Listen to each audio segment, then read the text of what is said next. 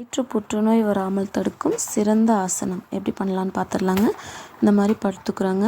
இப்போ மெதுவாக பார்த்திங்கன்னா வலது காலை மடித்து செஸ்ட்டோடு ஒட்டி வச்சுக்கிறோம். இடது காலை மடித்து அதே மாதிரி செஸ்ட்டோடு ஒட்டி வச்சுக்கிறோங்க. இந்த மாதிரி 10 கவுண்ட்ஸாக பண்ணிக்கிறோம்.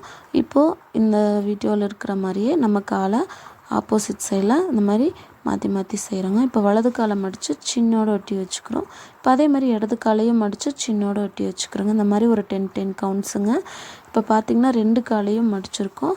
மெதுவாக மேல் பக்கமாக கொண்டு வரோம், திரும்ப மடிச்சுக்கிறோம். இந்த மாதிரி பார்த்திங்கன்னா ஒரு 10 கவுண்ட்ஸ். இதெல்லாமே ஒரு சின்ன சின்ன வார்ம் அப்புங்க. இப்போ 2 காலையும் மடித்து நம்ம தொடக்கிட்ட வச்சுக்கிறோம். மெதுவாக காலை தூக்கி கைகளை கோர்த்து நம்ம காலை மடித்த மாதிரி வச்சுக்கிறோங்க. இதே மாதிரி நம்ம செய்கிறோம். நம்மளோட சின் பார்த்திங்க அப்படின்னா நம்ம முழங்காலை டச் பண்ண மாதிரி இருக்கணுங்க. இதில் ஒரு 10 கவுண்ட்ஸ் ஆரம்ப கட்டத்தில் இருக்கலாம். அதுக்கப்புறமா பார்த்திங்கன்னா ஒரு 30 கவுண்ட்ஸ் இன்க்ரீஸ் பண்ணலாங்க. அவ்வளோ